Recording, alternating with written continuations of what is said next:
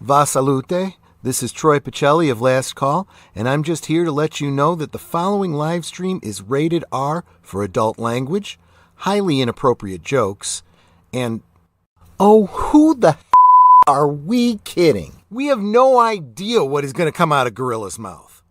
Viewer discretion is advised.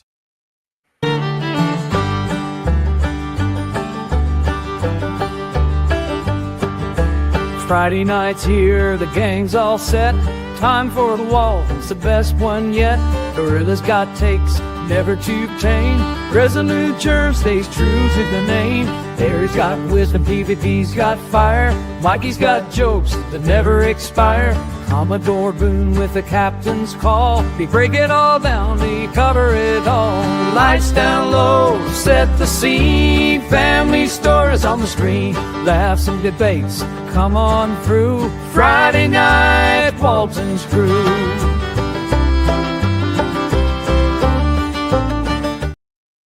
And hello, everyone, and welcome to another Waltons review. Where tonight we're reviewing season 4, episode 21, the quilting. With me, I got Resolute Germ. How are you doing? Not too bad. How you doing, Gorilla? Yeah, I'll get the.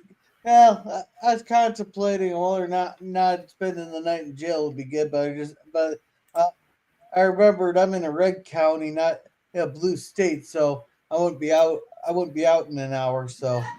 Wow.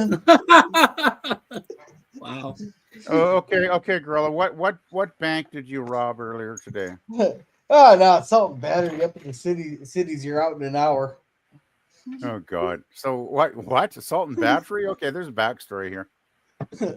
Meaning, I wanted to smack the shit out of some people. But you refrained, I'm guessing. Yeah, because I'm in a red county, not a blue county. Okay, well there No, you go. that's true. Yeah, there you go. Yeah. How are you doing, Mikey? Doing just fine, Gorilla. I always look forward to this. This is one of my fun time, every week. So I look forward to this. Your fun time every week. So that means you jerk to the Waltons episodes every week. I do not jerk to the Waltons. Not that way. Okay, that's not the way I go, Gorilla. You don't know me that well if you're telling me I jerk off to the Waltons, okay? Jesus. But I'm doing fine, Gorilla. No, I look forward to this every week. It's so much fun. Yeah, and how are you doing, PvP? I'm doing good. I had a very productive day. Had a couple of important appointments that I got to.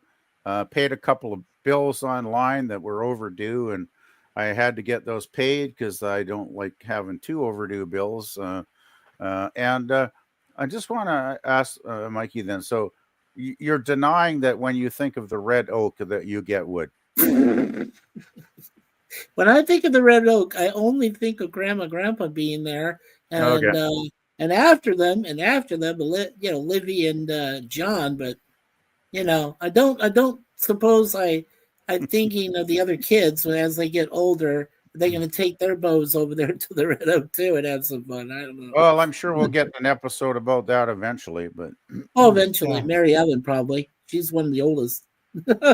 Yeah. Well, I think but this show went on for like what was it, 11 years? 9 seasons. 9 seasons. Yeah, it went so long. I think even by the end of it, like even Elizabeth was like, turning into a teenager. Yeah, Elizabeth right? was actually grown up then. Yeah, she was getting there right at that point. Yeah. Oh, pretty much. All right. Okay. So, Gorilla. Get going. all right. Okay. So, welcome, Sittin. Welcome. Hey, He's telling Sittin. everybody hello. Hey, Dan. All right. Who's the one with the 1-2 singing that? What the?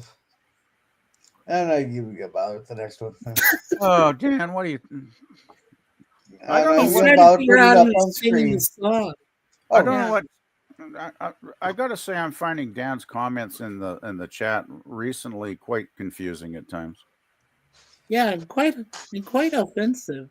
Like Well, he's telling me, Gorilla, Mikey has his own jerk time, and that's with his loving wife and soulmate. How do you know he would do that with his dad? Come on. That's crazy shit. Come on, really? Seriously, dude. Yeah. All right, so we're going to start with our prologue. On Walton's Mountain, as our parents had before us, we grew up taking for granted the traditions that shaped our lives. When my sister Mary Ellen took the stand against the solemn mountain custom, it was a rebellion that riled the complacency of generations. She was 17, but the custom was older than even my grandmother could remember. All right. And So this is one of the only few shots that we. welcome. Sorry. So this is one of the few shots that's not. They're not spanning over the mountain. They're actually got the roof of the house there. So there. Apparently, Grandma was away for something. Someone had bronchitis and that. So. Hey, But Gorilla, she's coming back. Are we getting close to the point where Grandma's or the character Ellen Corby goes into her difficulties, or are we close to Will Gear's point where he dies? Will Gear was end of season 6. Grandma's is beginning of season 5. Okay. So yeah, when we get to season 5, okay, that makes sense. We're just a few episodes away. Yeah, just a few. It's true. Yeah. So Grandma's coming home. Everybody missed her. Be up and climbing back up her mountain by now. Did you put mustard plaster on her? Of course. How else do you think she got well? Poor Martha. Yeah, so apparently there's a thing with mustard plaster and shit. Like apparently that was a thing to hear. I guess that went away with the leeches. Do you notice in this picture, Gorilla, 3 out of the 4 guys there have plaid shit on, or am I only seeing 2? I think the third what? one- Actually, it's 4 out of the 4. Oh, they all had plaid stuff on. Oh wow. Yeah. Okay. That was like the normal dress wear back then. In the 30s. And Wow. now Yeah. 3 out of the 4 have coveralls. Yeah, they have coveralls. I know. I noticed that. But Yeah. But okay, plaid stuff. All right, that makes sense. I'm actually surprised that coveralls kind of like disappeared. Well, I thought that coveralls came back. They're out there. They just have to be a certain blue collar industries that you wear them. Yeah, I'm thinking of getting a couple pairs. I've actually never seen anybody walking around in coveralls. Come to think of it, Really? Wow. yeah, never. In coveralls. Well, I mean, maybe it's more a country thing because I've always lived in cities, basically. So, No, I'd seen some people work in the cotton fields over down there in Arizona, or in the more like the south. It's like in the in like the southeastern part. Yeah. And I've seen some immigrants that go work there, and they wear coveralls. I've never seen anybody wearing coveralls. I just thought of that. I never realized that before, but I can't ever think of one person I saw walking around in coveralls. Huh. Yeah. So, and welcome, Old Bad Bird. He goes, sigh. Welcome, Old Bad Bird. And welcome, Scurvy. He goes, hi, Quilting Fruitcakes. Welcome. That's new. Well, Mikey, according to you are crazy. I'm crazy. No, get it right, Sif Dan. I'm a weirdo. My wife is crazy, and both my girls are nuts. My dog or cats, whatever. Okay. And So, how can they be in the same family with the different colors of hair? Well, right? my son has blonde hair. My daughter has brown hair. Okay. And they are work clothes. Yeah, but you got to consider the parents. Well, Yeah. do they have different mothers? That could probably be the key factor there. I would think so. No, I think Olivia's all their mothers. No, I'm talking about Gorilla's situation with his him multicolored haired kiddos. Yeah. Well, It there's does a reason too, ladies. Go after him for child support. It does seem a bit weird. It does seem a bit weird though that Ben has red hair, and it does seem a bit weird. Maybe it was the milkman that one day. I don't know. Yeah. Hey, well, how do you think Olivia pours all her groceries? Well, actually, Elizabeth has red hair too, doesn't she? Come to think of Yeah. Well, groceries kept going up. it. Now, Bird's right. They are work clothes. That's true. Yeah. Oh, definitely. Yeah. Oh, there we go. Well, you're not we you're glue not the going to wear furniture them. together before Daddy gets Yeah, here, we're good. back from town. Good idea. Come on, Ben. Besides, I wouldn't want to spoil your grandma by letting her know just how much I missed her. That's a classic Will Gear line right there. You gotta love Will Gear. Yeah, he's great. All right. She's complaining about this year. You didn't save them for me. They're squares for Mary. Oh yeah, so they're showing the squares that Grandma got made there for Mary Ellen's quilting. Now I've never heard of a quilting before. Have you guys? No. Quilting? No, not really. No, but I but my mother at one time, she takes and I think Suzanne's done it too. They take the squares and then what they do is they just sew them all together. No, but this is a party, not actually make it a quilt. Well, I'm talking it seems like the quilting in this episode was more of a social tradition amongst the people in that area, where it was like, well, it's like one of the Baldwin sisters later on says that she had a coming out party, right? It's basically when a woman, a girl gets to a certain age, a marriageable age, shall I say, because that seems to be a key point in the episode. They have a formal event to signify that she is of age now, as far as marriage or whatever. So the quilting in this case, or higher society, would be a coming out party. Yeah. So you're saying Mamie complicated Baldwin for came sale out of the closet then? No, they were called coming out parties, and basically it would announce that this woman was available. But I don't even remember my grandparents talking about this. So this must have gone out of fashion like a long time ago. If it's real, it's highly regionalized. Well, apparently it's just their version of a quinceañera. That could be it too. Yeah, because Well, I never heard of it around these parts. Well, I'll tell you guys real quick what I found out about it. It says it's the process of joining a minimum of 3 layers of fabric together, either through stitching manually using the needle and thread, or mechanically with a sewing machine or specialized long arm quilting. That is what quilting basically is. Well, yes, that is what a quilting is. We're talking more of the party. Well, yeah, the party is where you get together, right, and combine your squares. Yeah, it's basically a social event. And didn't Ike have some what was it, courtin or something that they put in the middle of the quilt? Yeah, that's just part of the quilt. Yeah, that's padding to keep it warm. Padding. Padding. Yeah, that's what I was trying to say. Yeah.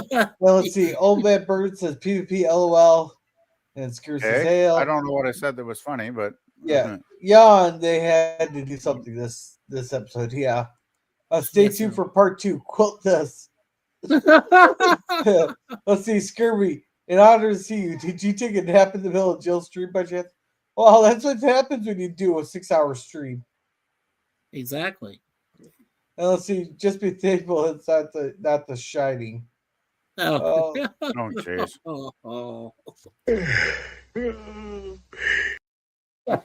Exactly. Let's see. Joe was, I don't know, Joe went kind of a little overboard today. Like, I remember waking up early and I had my cup of tea and I had a busy day, so I wasn't even thinking about going on Jill's chat. And she's streaming away on Star Wars. And then I go out and have a very busy afternoon. I'm away like a good part of the day. And I come back and sit down and put the computer on. And like, she's still streaming about Star Wars. It's like, Jesus, Jill. Wow. Marathoner. Yeah. Well, this is what happens when you have 20 people come up on the panel.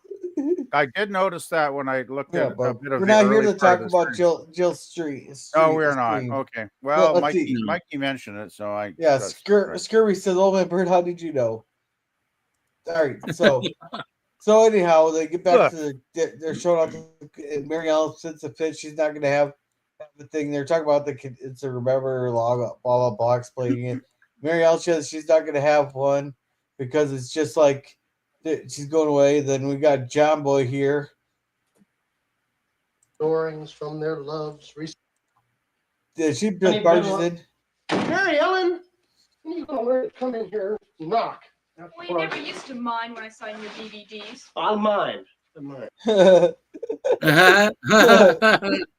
Come on, she was turned on. You got to be honest with that one. No. We're not. I'm not going to Alabama tonight. I'm not going to Alabama tonight. If you want to go Alabama and be go where I ain't going no Alabama. I'm restraining myself, Gorilla. That is getting close to a line crossing, actually. Yeah, I'm restraining though.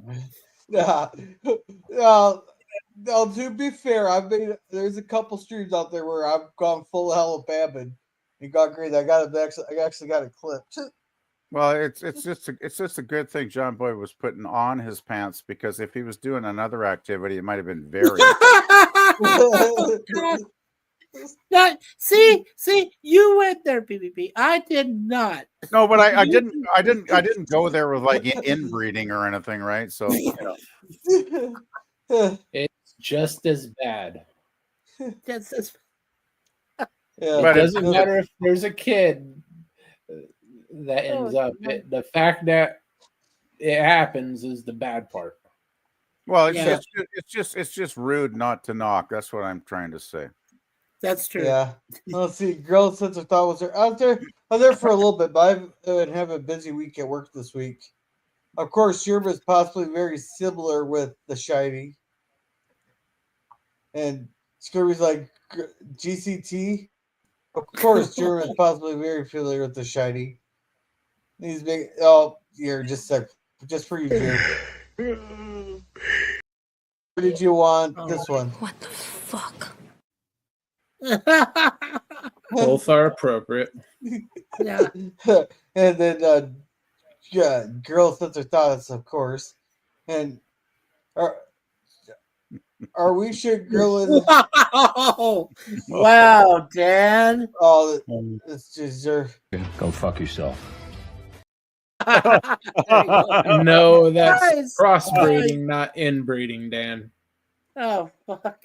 So, Girlo, do you have a separate file ready with video clips just specifically for Dan? You got them all One of them labeled. is labeled "Fuck you, Dan." Yeah. I'm getting that feeling. Yes, exactly, Hey, John. guys. Eugene Bird, you're the king. Super chats making our sing. Lighting the lounge, keeping it free. You're the sugar daddy of Gorilla. Thank you, Eugene, you're the best. Better than all the rest. With every puff we raise a cheer. Eugene Bird, our hero here. All right, thank you very much, Eugene Bird. He sent us a super sticker, but it's not. I'd have to go on the YouTube side. It is a rolling around pear with a headband. All right, nice. Thank you very much, Eugene. Let's see, Old Man Bird. It was a good stream though, but long. Yeah, that long. Yeah. And welcome, FKHC 2005. Had to try to unclog the urinal today at work, but the person was a hayseed eating. He clogged it up like chocolate. I have a question. I can understand a toilet being plugged up, but how do you clog up a urinal for? Use your imagination. There, PvP. I don't know. When I take a leak, there's nothing that's going to clog up a urinal. I got to say that. Who says they're taking a leak? Yeah, they might not be taking a leak. Okay, it might be number 2 and some shit that's stuck in there. Okay, so they were a recent immigrant, then I'm guessing, right? Yeah, they Oh, were. I'm not gonna go that far. Let's see. Is that the new Beatles song? Sure, go for it. No. It's a pair laughing his fruit off at your jokes. Thank you. Hey, thank you, Eugene. Really And appreciate lemon, it is similar but legally distinct from anything that may resemble or not resemble the Beatles. it. Yeah. Right. Different. Oh, by the way, speaking of songs, I really did enjoy, even though I'm sorry I missed the Night Court episodes, I did enjoy the new song you created for that, Gorilla. I have to say. All right. Thank you. And so, yeah, they got here. They're talking about the hope chest and all that, the new scrapings of that, blah, blah, blah, blah, blah, blah. Then she's talking about she doesn't need a hope chest of that. And she compares, like, him getting something. Thing.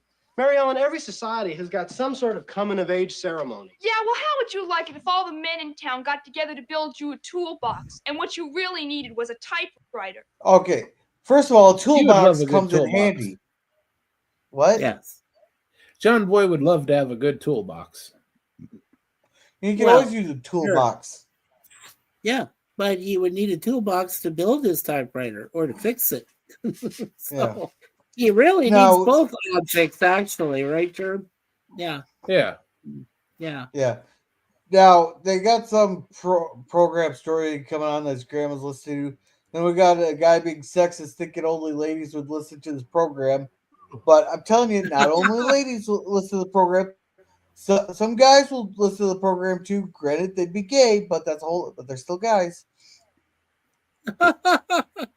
Nothing, hardly nothing. I spent 6 hours on that fucking joke today. Come on. Hey, I laughed. I Wow. laughed already. Wow. Well, you Don't mean get too offended, Gorilla. Come on. you Just mean leave your jokes land.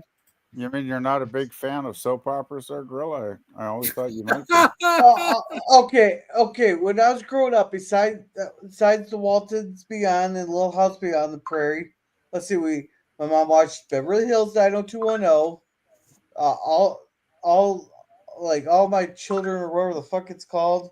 And then there was one other one on the soap channel she watched quite a bit. So I'm kind of soaped out for life. Yeah. Well, thank God I grew up with Dark Shadows when I did.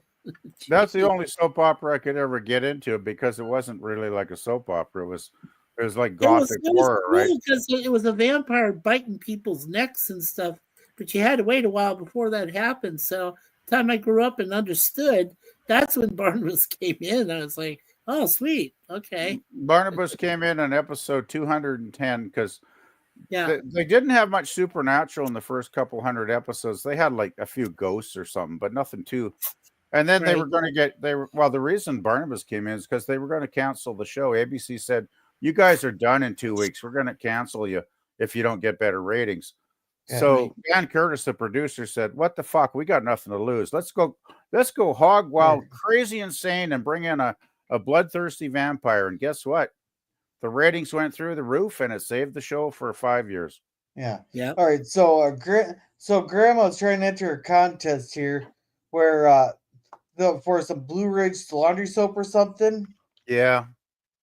There, and she wrote like 100 of them or something. And John Boy's saying that there's like 1,000 pages here and stuff. You see, okay. Now let me explain something. When I was going through English classes, especially English literature, they're telling me that certain reports that you filled out and whatever had to be a certain number of words. I think that's an exaggeration. 9,000 words over. I don't think you could be even that many words. Not. No, she kept writing all these different slogans and stuff. Well, look, John Boy's got like 30 pages of paper there, so she kept writing one after the other. That's why there's so many thousands of words. Well, despite that, I think he's exaggerating, though. But it's not like 9,000 are on one thing. They're like dozens of. No, I know. It's the combination of all of the pages. I get that, but I mean, even okay. Well, I'm not. I don't think I'm going to be able to explain it much better. But I'm just saying, I think he's exaggerating in this point. That's all I'm saying. Yeah. I have no idea because I can't see what was written on the paper. The word's over. I just want so much to win. I just tried it every which way. Read one.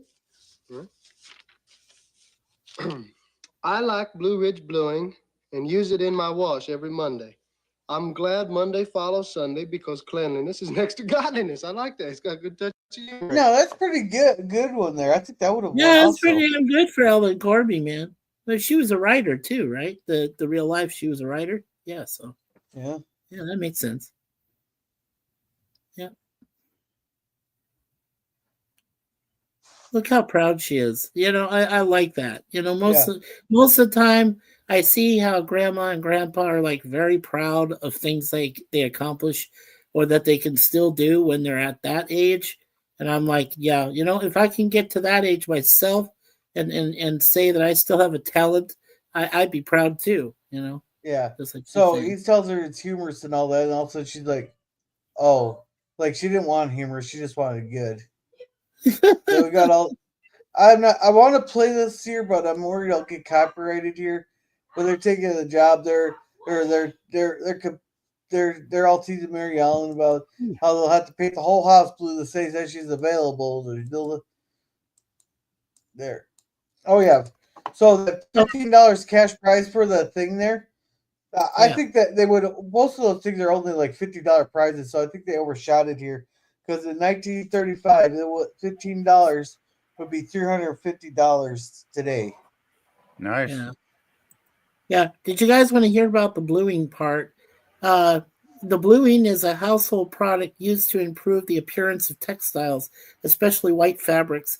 Used during laundering, it adds a trace of blue dye to the fabric. In many places, it has been replaced by bleach for its primary purpose.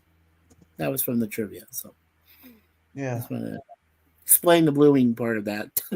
Yeah. So yeah, and Grandma wants to take piano lessons. Blah blah blah. So yeah, they're talking about the custom there and all that. So that's the God Caesar there. Yeah. Yeah, and so if she can't marry him off, then it'll be then they'll have to marry the old man in the village, which I think it was Aaron suggested Yancy. That's Yep. Your grandma says it's too late to call off. She said the big blah blah blah thing. The grandma just had some. So yeah, Now, she's playing. Not like Jason. Ellen Corby was actually playing it, was she not? Because there's a scene where her hands are playing on the keyboard. Yes, she was. Yeah, that's really impressive. Like, she was very talented. Like, wow. Yeah. Yeah. Yeah, it's the songbook on the piano. It says it's everybody's favorite songs, and it was published by the Amsco Music Publishing Company in 1933. So if this is like what 1936, right, Gorilla? This episode? No, this is 35. Oh, 35. Okay, so they've only had the songbook for like 2 years then. So yeah. And let's see. Scurvy said, or FKC 2005 says, chewing gum, chewing tobacco, calcium buildup, or degrading your teeth. One of the two. Oh yeah. Let's see. Eugene Bird in the sky with diamonds. And FKHC says, "You said coming." Oh God! Who said coming? Let's see. Bird said he may change his name back because he ain't really older than many of us. Nice. And let's Lemon. see. Let's see. Scurvy says the part 3, the quilting. Oh yeah, well I got a part 4 for you, Lemon Pie.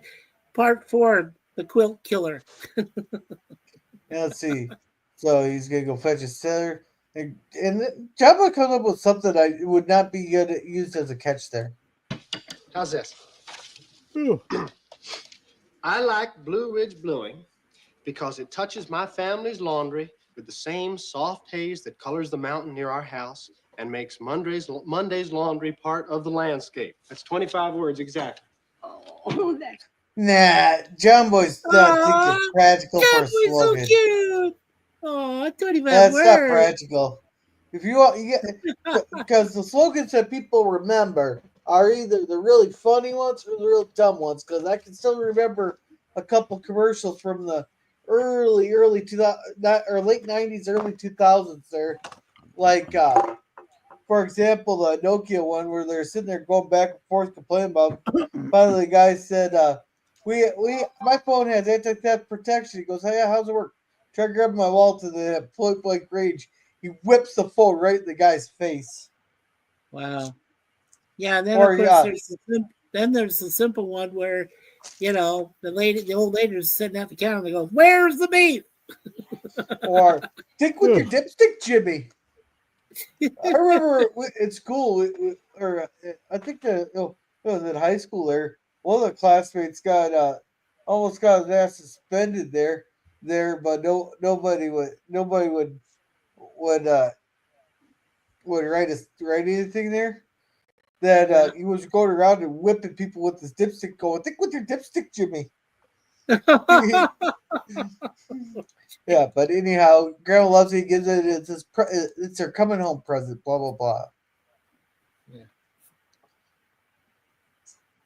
Yeah. So then, Ma says, "I need your help in the attic." There, so they move stuff around, and they show the old long time ago. And that tablecloth my grandmother crocheted for me. So she gets the tablecloth. Apparently, oh yeah, ain't that an old flapper dress? Well, she said it was early on when she was dating John, so. So it's that would have been before the flappers. That would have been a little bit early for flappers. This is 1935, and I'm guessing she was dating John. Probably got to be 20 years ago, right? No, it'd be pre-war. It would have been World War One, right? 1912, 1915. Well, she had 7 kids, so we got to have some time span there, Yeah, right? she had to pop out 7 kids. Well, yeah, it's not like she's a rabbit or something, and she's popping out 3 or 4 at a time. It's 1935. John Boy's 21 years old. So we can 1915 is the earliest. So they're probably together somewhere between 1910 to 1913. So that's probably the time they're courting. Didn't they have flappers around that era? That's more the 20s. Yeah, flappers were more like late 20s, early 30s, right, Jim? Around that time. Yeah. It is a 21 and 28 because the Depression kind of killed them off. Right. That is a pretty crazy looking dress, though, I gotta say. Yeah. Well, I wouldn't wear it. Well, I didn't know you wore dresses. No. I was just kidding. I said I would never wear it. Yeah. Hey, so so that when John got shipped off to France, he sends her back a lace handkerchief well, I can think of other lace things that he could have probably sent her back. Just saying. Yeah, but John could not afford that. Yeah. And hello, Euler Greg and Daniel's Hot Topics. Hi there. Yeah, hey Euler, how's it going? Goes, hey Scurvy, cheers everyone. Hello. You should have written a catchy jingle to match the commercials of the time. Yeah, they did. And hi bros, how's it doing? We're doing good there, Daniel. Doing all right. And you can still hear old radio shows with original commercials from the 30s and beyond. Yeah, it's kind of weird how they can dig up those old files way back then. Yeah, well, they have this horror show that's on YouTube. Just real quick to talk about it, but they have some of those older style 30s radio commercials and early 40s. They're pretty awesome. I mean, you get to hear old stuff.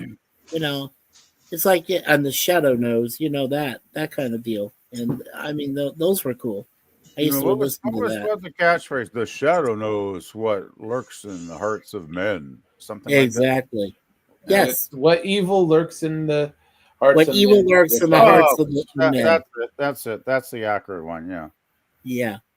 Well, and then they had all those old style commercials that went on like in between acts. They had like Act 1 and Act 2 and so on. A lot of the radio, channels must have just had an archive where they preserved the recordings, and a lot of them seem to have passed down through the decades, right? Because you can find a lot of that stuff on YouTube if you really want to look for it. Right. Yeah. Moving on with the guilt trip. All right. So she's given Mary Ellen the hope chest and all that. It's not hers. It's big and empty. Blah blah. Let's put it in there. But here's the. The women we're close to around here who can thread a needle, and a couple who can't. The Baldwin sisters. That's how Grandma said that. Polite hit to the stage when she said the Baldwin sisters, even though she invited them. Well, I think. Oh, wait a second. Is he halfway? Is he halfway dressed? Oh my God, they're in bed. Yeah, he's in his pajamas like he normally is. Oh, okay. Well, it didn't look like. Okay, I see the pajamas now. From that angle, it looked like he wasn't wearing anything, and the pajama was faded off or something. I don't know. Yeah, weird. I think this is the punch. Oh, notice how Grandpa said he brings the punching games a week. There, like Grandma's just going, "Oh, you fucking old man." Yeah. Well, we'd wind up with a crazy quilt. I want you to tell John. Yeah, but crazy quilts to are run cool. the mill that day. Yeah. Okay, Gorilla, can I ask you an honest question? How many times up to this point have Grandma and Grandpa like had scenes like this where they're in bed and they're talking about stuff? Is that a lot of times or just a few times? 5 or 6. It's 5 or 6. It does happen, yeah.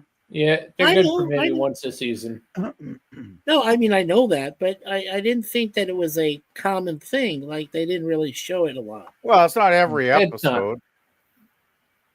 Yeah. You know, what was that, Jordan? I'm sorry. It's not very common that they're actually in bed at night talking like that. They do have conversations like that, but it's generally in the daytime, usually in the kitchen. Yeah, and it's just their conversations are more memorable. Is the thing, it's kind of like you only have a few episodes of certain stuff like on Star Trek, but that are only like 4 minutes, but you swear they say a lot more in it. Well, and some of these shows were actually being more open about couples sharing the same bed, right? Because way back they had separate beds, and then this is well into the 70s. They no longer had that taboo of keeping them. Yeah, the Brady Bunch stopped that. You they did. Yeah, you're right. They did. You had to go back to the early 60s with a show like the Dick Van Dyke Show, where they still had separate beds in that show, for instance. But I think by probably the mid 60s to late 60s, that was even starting to fade out. No, the Brady Bunch was the first episode to have conjoined or one bed. Yeah, it got phased out by long before this episode. I just want to mention though, I think when she mentioned the Baldwin sisters, I think this is where we get the introduction of the bee story, because that put the seed in Grandpa's head to have a little party for the men separate from the quilting, because they were all getting kicked out from the quilting anyway. And that's when he got, it's like Baldwin sisters. Yeah, okay. We'll get some moonshine, a recipe. Ike, a pool table down at Ike's. It's like, oh yeah, we got something happening here. And I think this is where the bee story started. Yeah, I also think this is where Robert, Yancey came up with his stump liquor, like his moonshine. Well, that was what saved it. But I'll he's had stills before, but anyhow, let's play this. Hear ourselves think. I suppose you want all of us to vacate the premises, huh? Well, don't you have a delivery to make in Weston? Oh, yes, indeed we do. Aww. Something's poking Grandma. But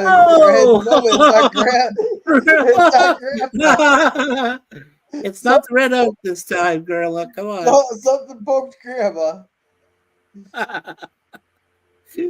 Oh my God. No. It was a hairy beast, you grandpa. Damn it. Hot water bottle. Yeah. So hot water bottle. I'll just wait for you here. There's nothing worse than putting your feet on a cold hot water bottle. I forgot I'd been using it while you was away. All right, we need more context, Grandpa, because we don't want. No, we don't. I really don't want. I don't want to know what Grandpa was doing with the hot water bottle.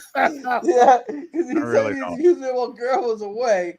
So, It's companionship. did he use it as a cuddle buddy or did he use it as a flashlight?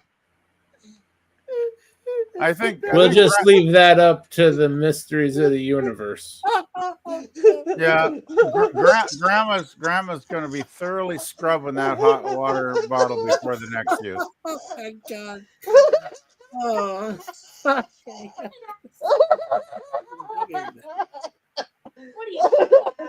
Okay. You know, no, I'm not repeating the joke for you. it's only on our Walton streams where we get that much laughter out of a hot water bottle. I gotta say.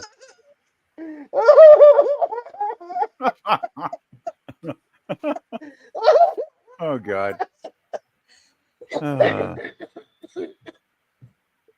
Oh, hush. You okay, girl? Oh, that one hurt a little bit. Oh, good. shit. Let's see. Daniel says it's cold and rainy today. Oh, man, Bird, why did you ask me that question earlier? I don't know. What evil lurks in the hearts of men? The shadow knows. Hey, Daniel, thanks for and Bogart and Lauren Basil made a good radio drama series back in the 50s. Oh, cool. Lauren Bacall was her name. Yeah. And Jail says, I like those old radio dramas. And hey, Jim, how's it going? Hey, Jim. Jim.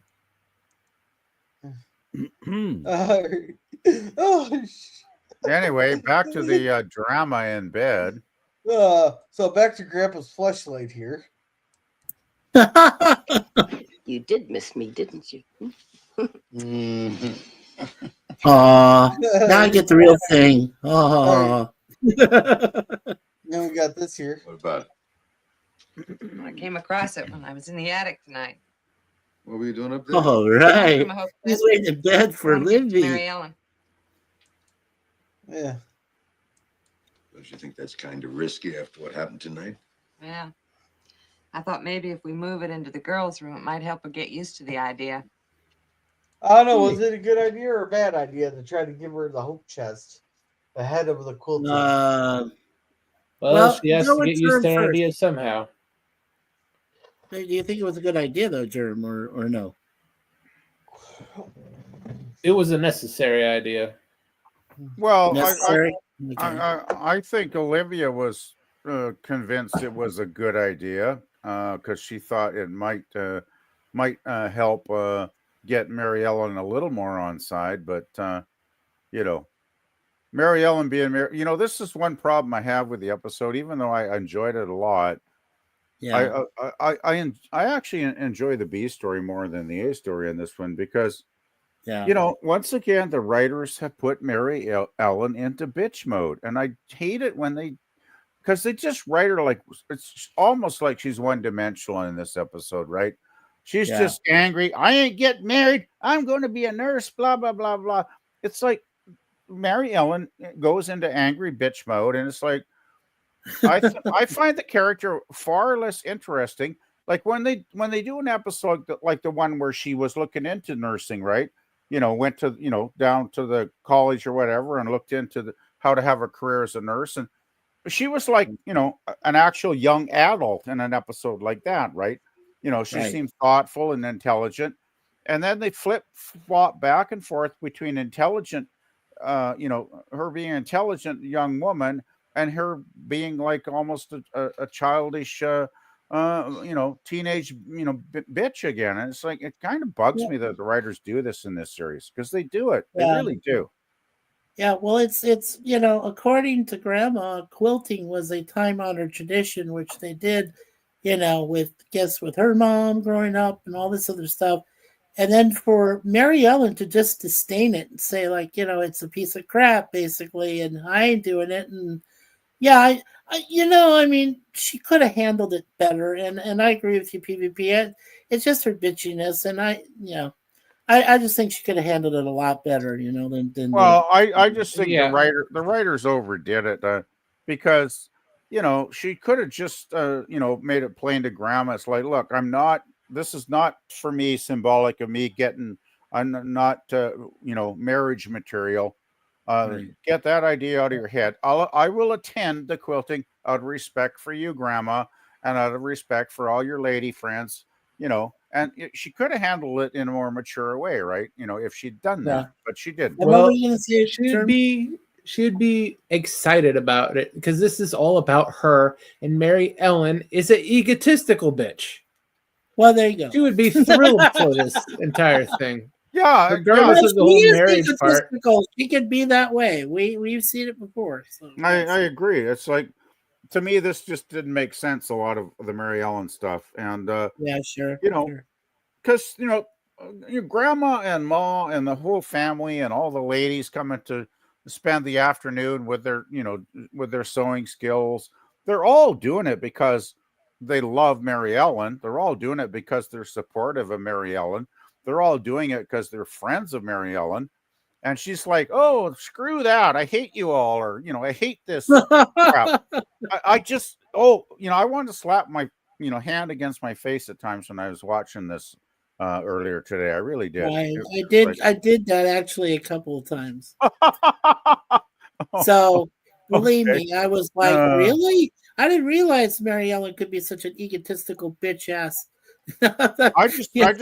I found the way they wrote her in this episode frustrating. I'll put it down to that. Sorry, Gorilla. We went on a rant there. Sorry, Gorilla. Yeah, sorry, Gorilla. Now that Grandma started all this, it's just not easy. Two women living under the same roof. Now, I'll have a talk with her if you want me to. No. All right, who? All right, I just want the name. Whose job is it to put Grandma in her place? Olivia's. It's Mary Ellen. It's the woman's quilting, or is it John because she's her son? I would leave it to Olivia. Literally nothing to do with this quilting. Yeah, I wouldn't trust John on this one. No. John is very eloquent when he speaks, and he gives a firm hand, but to his mom, no. Let Livy do it. Well, the thing is, Livy's the bridge between Grandma and Mary Ellen anyway, so it seems like she should be the connection between the two of them. Yeah, I think it would be at this point. I think it would have been a foregone conclusion because she's really questioning, and I'm like, no, Livy, you're the one that's the bridge. You're the middleman, or in this case, middle woman. So yeah, you're taking care of it. You got to take care of it. Yeah. Even though ultimately it is another Walton that handles it, but I'm not going to give away spoilers. All right. Yeah, right. Oh, it'd probably do more harm than good. Grandma's a big help to me, and I love her dearly. But I wish she'd remember who's the mother in this house. I don't know how you put up with her sometimes. Sometimes I don't know how to put up with any of you. That's pretty harsh thing to say about Pa saying something like that about Grandma. It's a bit harsh. Like, I'm surprised there. Yeah, right. Wow. Hey, you don't have a mother-in-law. Thank God I don't anymore. But usually Pa doesn't speak out anything nasty, say anything critical of Grandma. I don't know if he's ever said that in an episode, something critical about her. When it comes to your wife, you just nod your head and agree, oh yeah, she's a bitch. Doesn't matter who it is. It doesn't matter if it's Mother freaking Teresa. If your wife's having a problem with her, oh yeah, she's a bitch. If you want to sleep well that night, you agree. I guess in that context, it kind of makes sense. Yeah. Well, thankfully, Suzanne doesn't have a problem with my mom, so that's a good thing. I just want to get to the fun part of the episode when we finally get to the damn bee story. Oh, okay. Yeah. Here we go. Because that's the part of the episode I enjoyed. Yeah. Right. So you can come to bed. You can sit there all night. She's gonna I'd go to bed all right. I'm gonna get me some. I'll tell you what. I want some boom chicka wow. Come on, Libby. Get in the damn bed. I've always wondered how realistic is it after 7 children and 20 years of banging each other? Is it totally realistic that they're still this horny for each other? Like seriously, Very. because they are just a couple of horn dogs. I gotta say.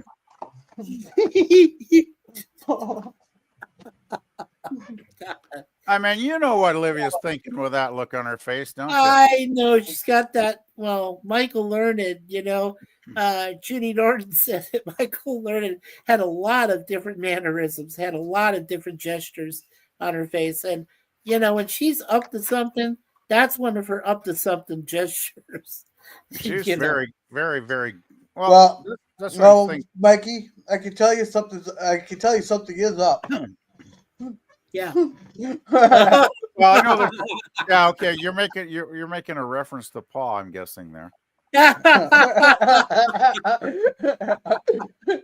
Oh, now, don't mention that when you have Kayla in your presence. You go, I guess what's up with me? I'm just really worried about how Kayla's going to handle it if she comes on any panels with us. I'm really concerned how she's going to handle it. Well, she said she was going to be here tonight. Yeah, well, maybe she's not here because we're such bad boys when we get together, right? Yeah. Hey, welcome lockdown. I'm glad I don't have a wife. I sleep better than deer blind. Hey, PvP, do you want this one? Yeah. Oh, Dan says, well, PvP, they got have. Well, that's great diction there, Dan. I love it. Well, PvP, they got have a lot of children to help around the place. Well, yes, that's a valid point, Dan. Yeah. I must agree. Hey, PvP, you gotta remember he's speaking Californian. Yeah. He's talking surfer dude, cool dude. Even are you saying he's speaking from a California educational system? Okay. Yes. Yeah. Hello. He's speaking with the California dialect. I know that doesn't mash with the Canuck dialect, but make it work. Well, do you even have a dialect in Washington State there, Germ? All right, let's not really. get into the dialects here. So okay. So anyhow, they're talking about they're gonna all go together, play pool, and get drunk, and blah blah blah. Can you get rid of Dan's comment because I want to see this more of the screen. Thank you. Oh, this is when the episode starts to get good, as far as I'm concerned. Same here. Yeah. So you answer here. Here they said you leaving your house. She goes, but I hope not. I haven't seen it in 10 years. Powder, paprika, peppercorns, and Tabasco sauce. I already got me green chilies, hot chilies, green tomatoes, horseradish, cider vinegar, pork belly beef cuts, bell peppers, chicken livers, and squirrel shanks. I would die if I ate some that. of your special red devil chili. Oh, it doesn't sound too bad, except for the hot peppers. Oh my God! And the green tomatoes and the squirrel shanks, which you might as well just drink turpentine. Hey, that squirrel there is delicious. Well, I bet you someone in the chat can back me up. Someone back me up. Is that squirrel delicious? No, Grill, I think you're the only one that Deep Woods actually has an internet connection. Yeah. Yeah, you're the only one that's eating squirrel. You still haven't told us. Oh, I'm sorry. Go ahead, people. I got to ask Girl, did he go out and murder the squirrel himself before he ate it? We went to what we call a roadkill paddock, where a bunch of the people around the county go out hunting. They gather pheasants, quails, pigeons, squirrels, all kinds of other different animals. Then we have just a big old potluck. I'm never going to eat a fucking pigeon. I think those things are disgusting. Oh, pigeon's delicious. Oh, they're filthy, filthy birds, though. They are highly diseased, gorilla. Yeah, I would never. Gorilla, you don't you cook them right. I wouldn't touch a pigeon with a 10-foot pole, much less eat one of the little suckers. Oh God, no! You're eating pigeon, squirrel, green tomatoes. You might as well just pour lead directly into your water supply. It's going to have the same effect on your brain. Yeah. Maybe there's a reason I say so much fucked up shit. And the truth is revealed. Here we go. Oh, Well, now okay. suddenly it all makes perfect sense. Clarity now. Yes. Now So- we know. So anyhow, he's making Yeah, red let's devil get- chili. Blah blah blah. To the episode. Yeah. The grub. Yeah, so What is they're he gonna talking use about chili, the vendor? and Grandpa goes to get some of the recipe Hold on, there. you dear ladies, for Then, quiet. then they're bringing certain things to the quilting, blah blah blah, different designs and shit, like that one. Blah blah blah blah blah blah blah blah blah. He takes off. Yeah. Do you sense that the Baldwin sisters have a thing for Grandpa? They must have had a thing for him for a long time. They're cousins. Not a serious thing. I And never no, they got- are not cousins. I never got that I vibe. I actually. swear they're distant cousins of the Waltons. I just think they like Grandpa because Grandpa's a likable guy. I don't think they got any romantic intentions. No flirtation. Yeah. Oh hell no! I never picked up any of that. Oh, okay. Yeah. All right. Well, Besides, lockdown. besides, they're prim and proper ladies. They're not going to mess around with a married man. Well, that's true. Yeah, Esther is their friend. It never crossed their mind. Hey, apparently he has to watch the Desperate Housewives of Orange County. This is Virginia, not California. These people are actually civilized. Well, I don't watch reality television. I never have watched reality television. Yeah. Because So, reality television is totally unreal, so it's misnamed for one thing. Yeah.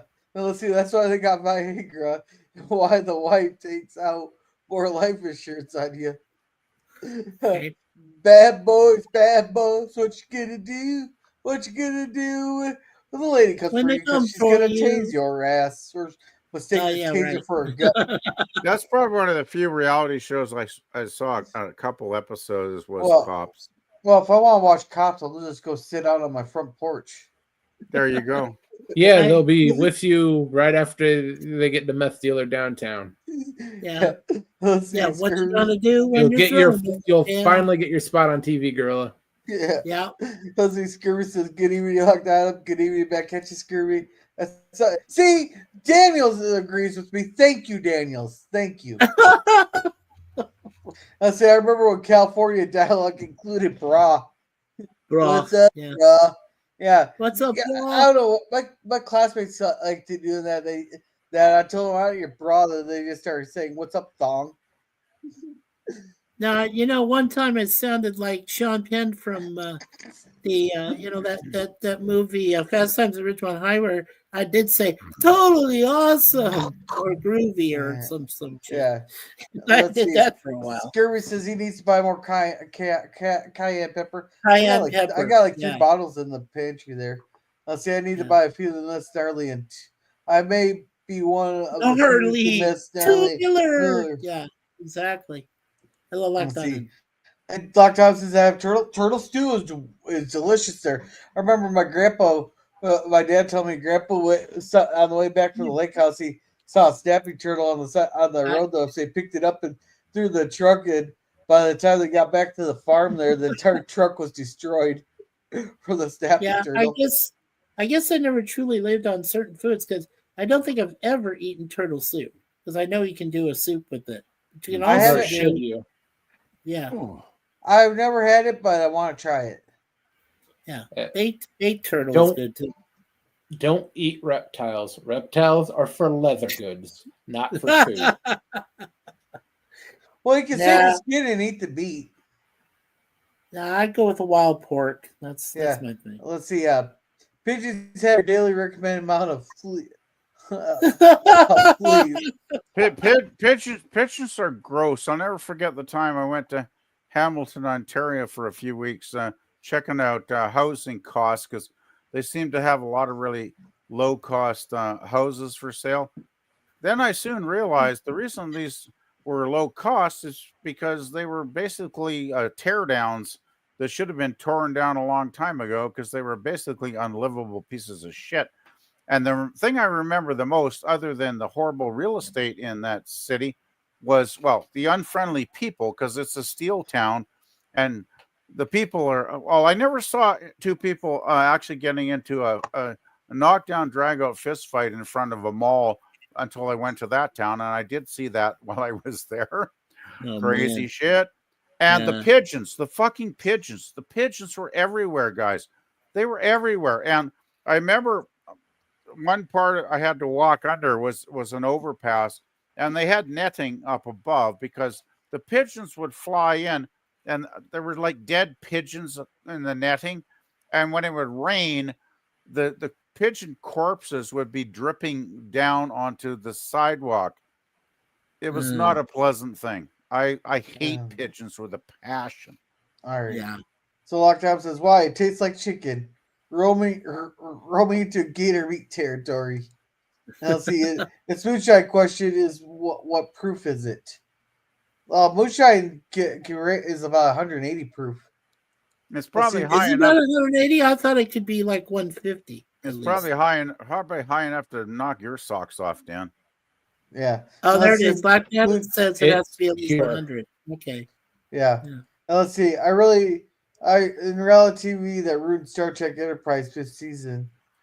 Oh, was it? I just thought it's because the producers were retarded. LOL. Fast Times, yes. And Thank you, Lockdown. Thank you. let's move in, or the angry Star Trek fans call them loneliness, canceled Enterprise. We could have got Enterprise season 5 and the season would have been epic, but loneliness canceled it. Okay. For reality TV. Yeah. Oh. Yeah. So, we got this scene here. What you got there, Grandpa? Oh, well, I was down to Ike Gott's store. He got a good buy on turpentine. Never can tell when you might need it. What are you boys up to? Oh, we're finishing this. Yeah, so anyhow, he grabs his jar there, then he blah, blah, blah. If Grandpa had been smart, he would have got that in a back shelf tucked away out of sight before the kids even noticed his presence. Oh, so Grandpa pawns the West of delivery on them, and he said he'll pay him some chump change so that they can go to the movies and that, blah, blah, blah. I love this episode because of the B story is far better because Grandpa is very devious. Yeah. He's setting all the wheels in motion. He's bribing the kids to go to the movies, for fuck's sakes. Like, come on. Yeah, right. Yeah. So then we got this here. Now, friends in Radioland, I'm pleased to announce this week's winner of our There we go. Bluing contest. She is Mrs. Zebulon Walton from Jefferson County.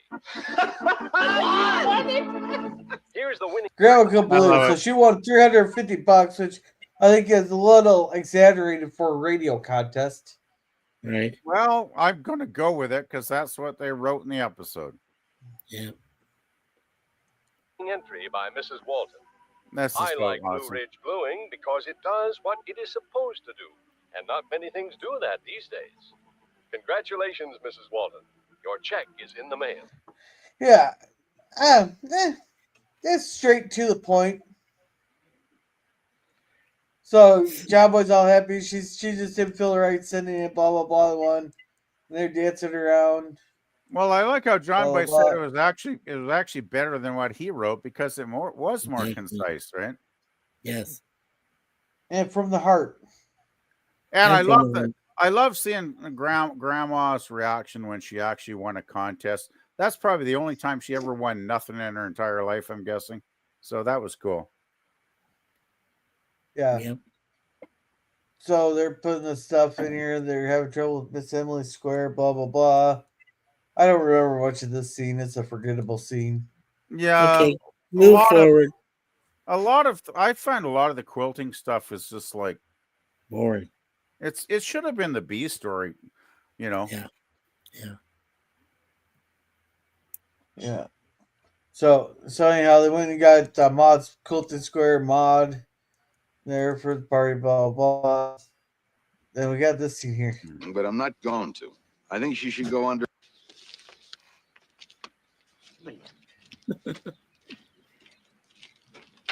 just might have a wake instead of a quilting party tomorrow. Mary Ellen's still dragging her heels, huh? Dragging her heels. She's got her feet dug in worse than a Missouri mule. And you're no help.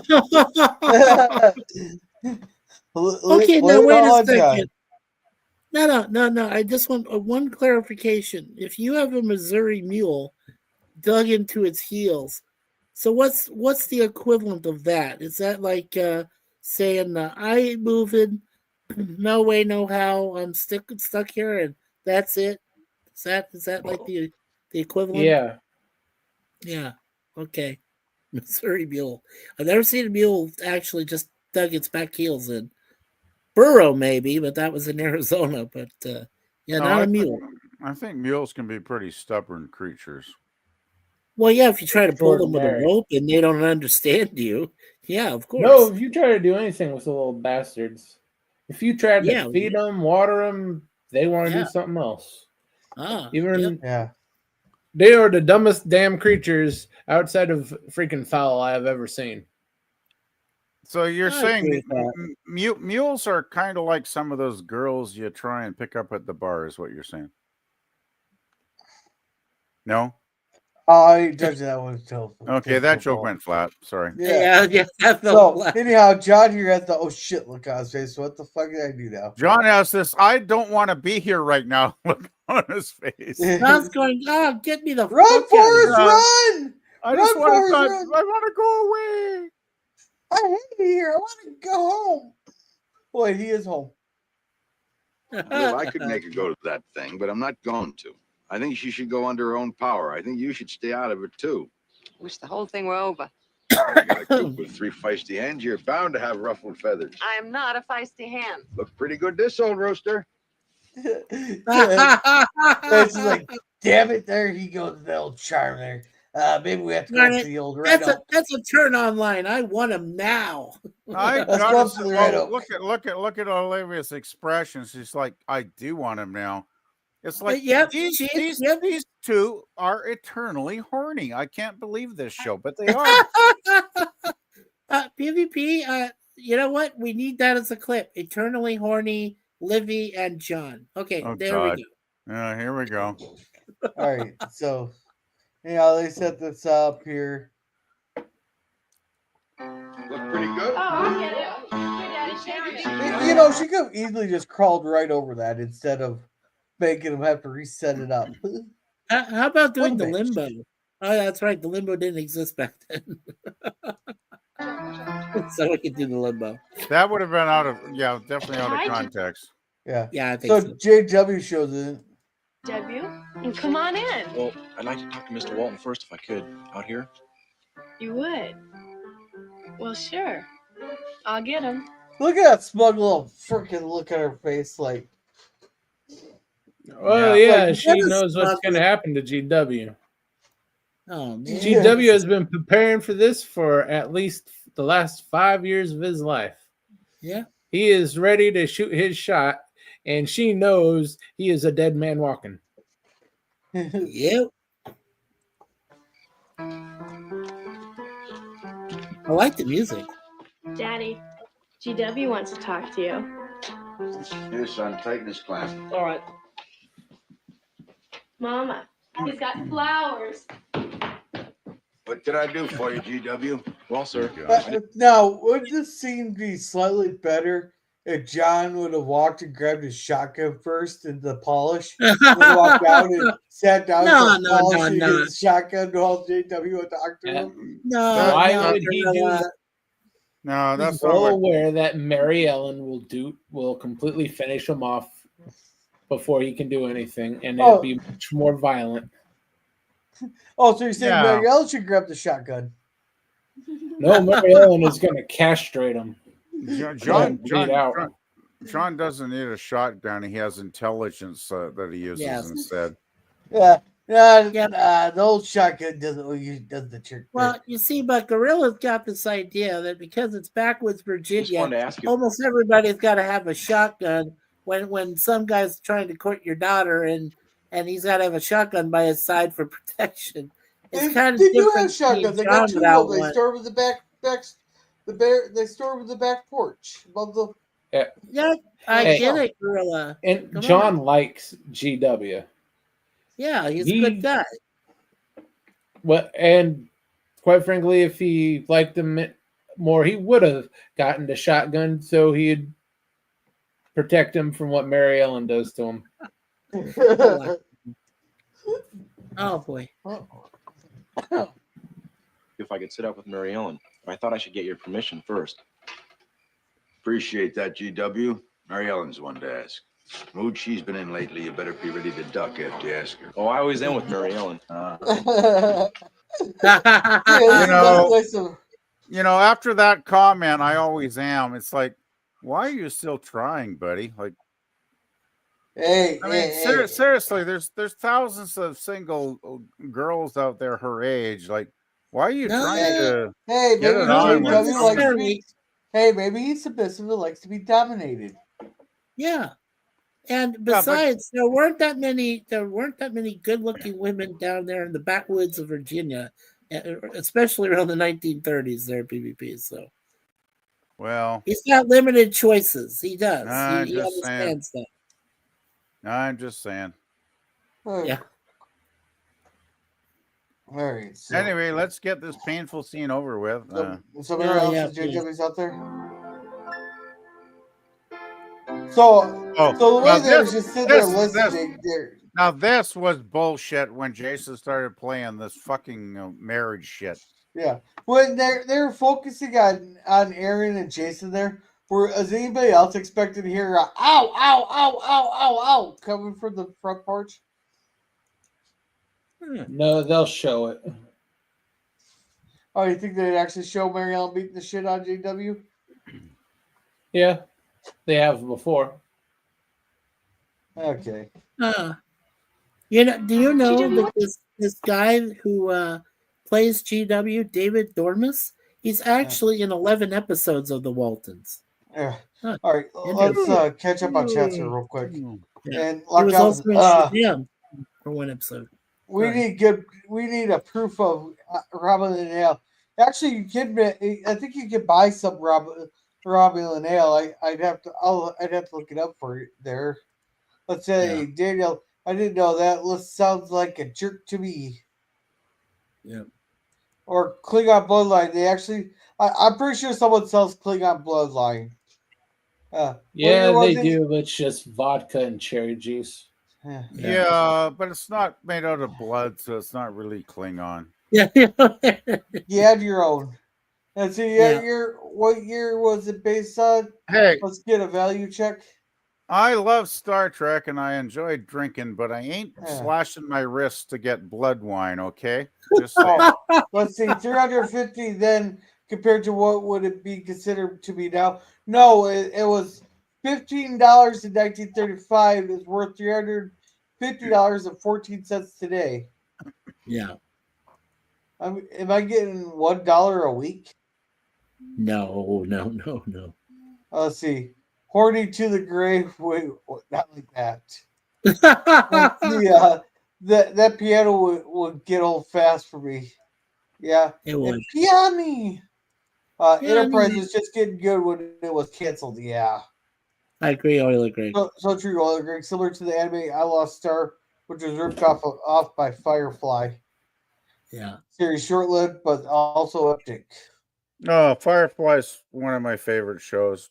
Yeah. They really got screwed over. They should have had at least 100 more episodes. Not 15. They should have done 115. Yeah. Well, let's see. Scurvy says, Oiler Greg, I enjoyed the series, though I didn't really love some of the main arc stories. What was your least favorite, Scurvy? It was potentially moving forward for sure.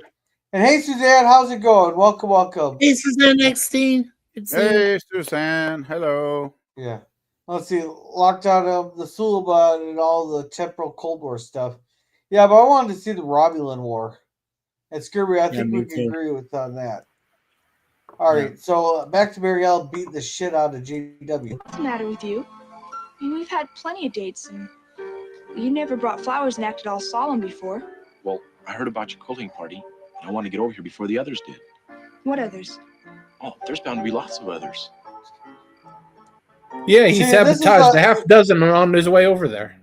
Yeah, you see, right when it switched to this, I thought we were gonna start hearing an ow, ow, ow, ow, my balls, ow, ow, ow. No. The thing is, this episode is bitch Mary Ellen. If she was like, rational young adult Mary Ellen, like she has been in previous episodes, she would have appreciated JD's compliment because he gave her a compliment. He said, "Hey, you're hot enough for guys will line up to want to marry you." Right. Yeah. And let's see. A little PvP. Hey, Suzanne. But I love the beginnings of the contact and the federation of many of the characters. Yeah. And so that says, hi, Mikey. And Hi, Suzanne. was Klingon bloodwine actually made out of blood? I thought it was just the name. No, it made of Targ blood. Targ blood, yeah. Targ. They're the things they wrote on were killed or whatever. So. No, those little dogs from Star Trek 3. Yeah, they had the Targ on the bridge in Star Trek 3, right? The captain's pet. Yeah. Yes. 2281. There is no fire vintage. See, that's the thing. If you're gonna, I think it's just dishonest to say you're selling Klingon blood wine when you're actually not. That's dishonest. Yeah. Well, it's unfortunate, but they do have a limited supply of Targs that they can actually make the blood wine out of. Yeah, but I just say don't call it blood wine. Like, I know it's marketing. I know it's marketing, but still, I ain't gonna buy into it. I'm sorry. Too late. Hey, I would buy a really bottle want of to drink something made from the blood of an animal. No, I wouldn't. But still, I'm just saying.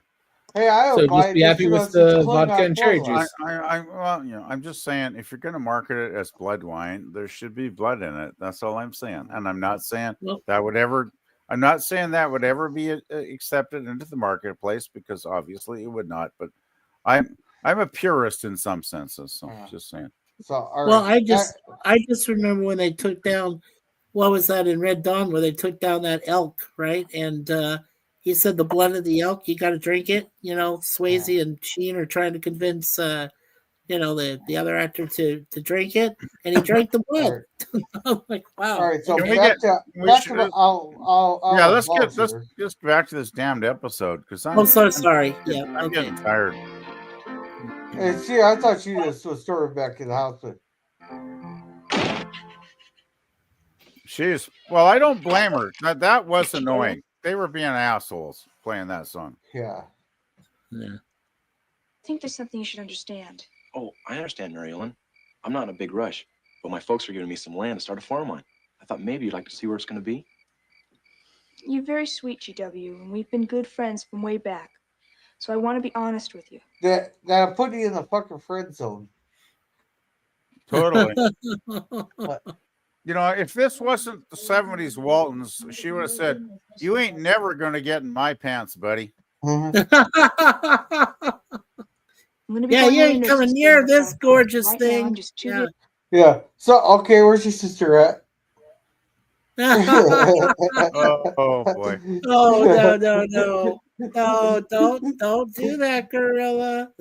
Yeah, Aaron's just a little. I think Aaron's just a little bit too young.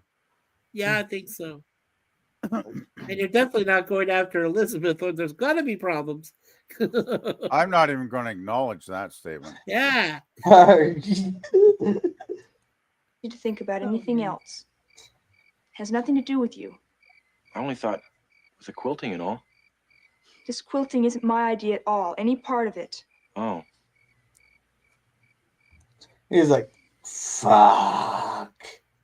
I don't know what GW's going to think about this. That sums up his emotion in one word, I think. Yeah. Confusion. Thank you for coming. You ever been there though when a girl just totally fucking flatlines you like this? It's like shit. Yeah. It sucks. I'll see you before I leave for school. Yeah. So see ya, blah blah blah. Then she's like, Available for kitchen duty, housework, and raising children. Well, it's not true. I have other plans. You can go ahead and have your Oh, quilting, my Grandma, but I am God. not going to be there. Oh, You'll be there. man. It's your You just told quilting. No, Grandma it's to not, shut the Grandma. fuck It's up. yours. Well, she has a point. Hey, Point. Grandma never did- did ask her. Yeah. Did GW say anything about making her a housewife? I'm sure he was never said 100% one okay thing, with her going to Vern. nursing school. Right. Yeah, he Yeah. never mentioned making a family either. Like he's not that forward.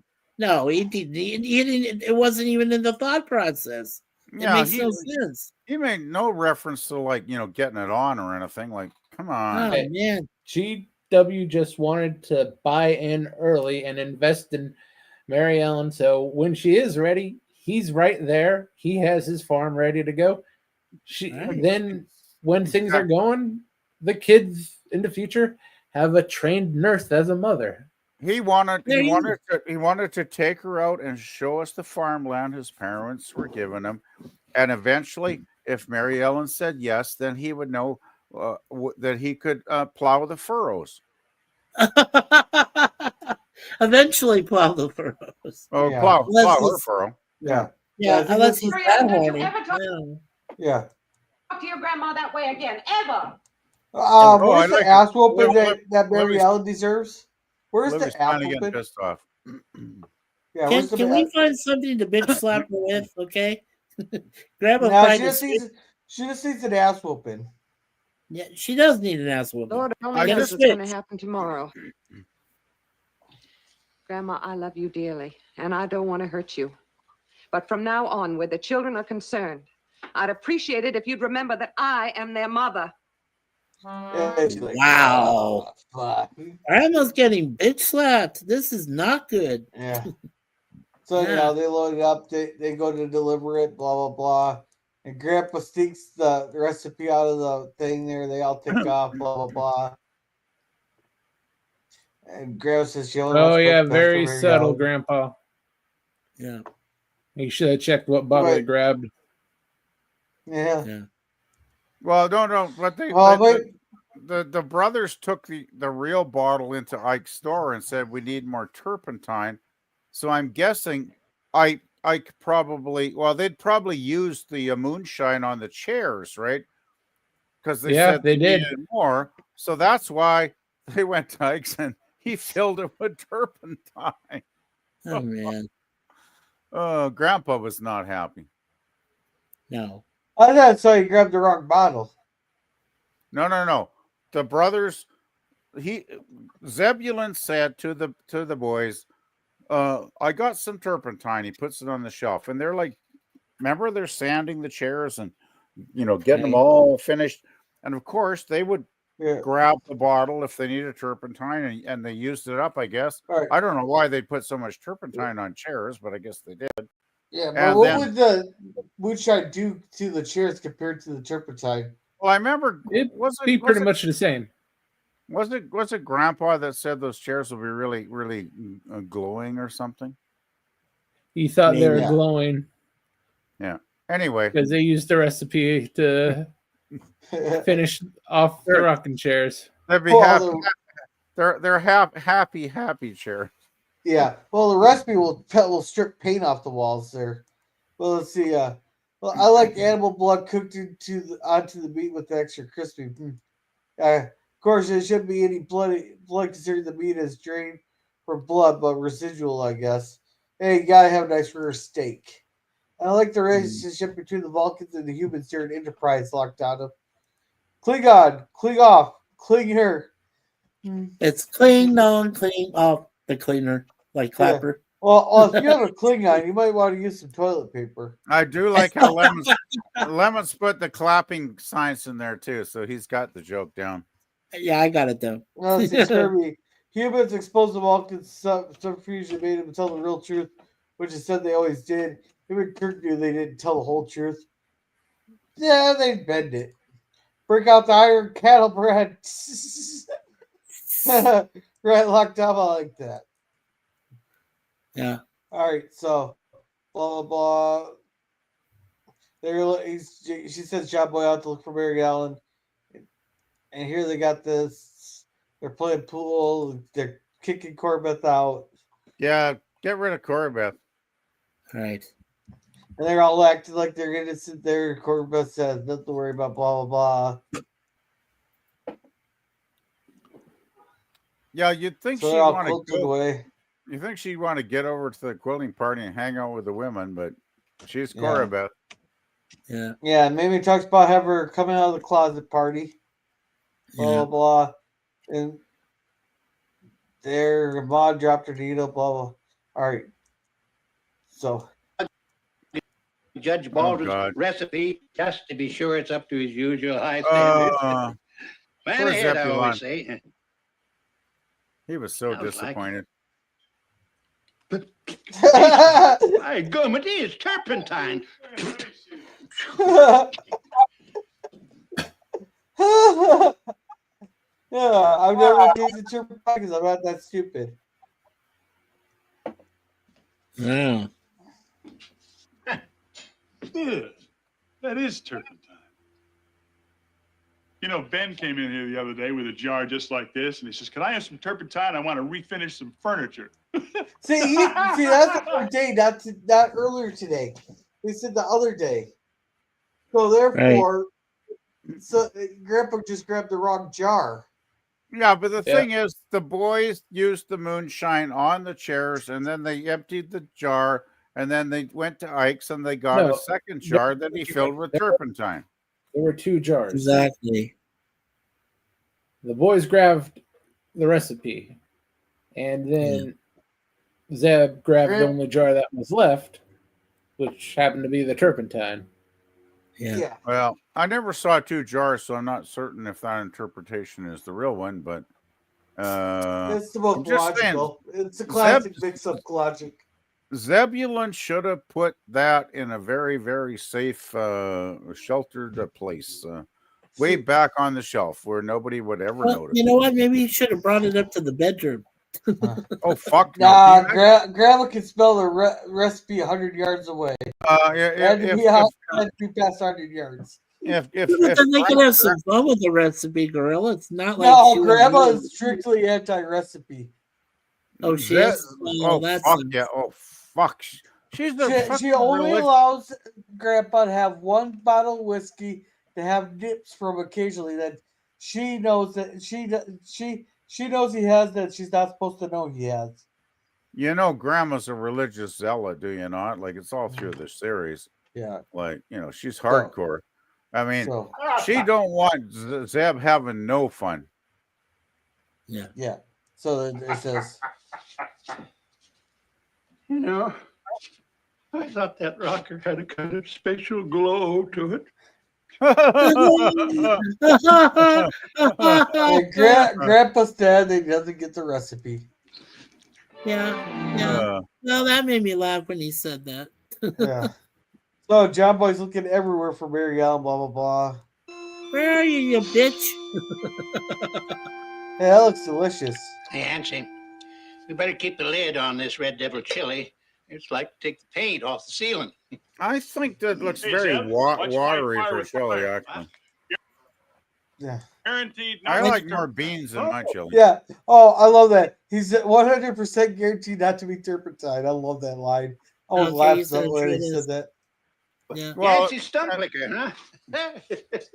At least Yancey saved the day with some good homemade moonshine of his own, so everybody could still get happy. Yeah. Moonlight Bay. Moonlight Bay.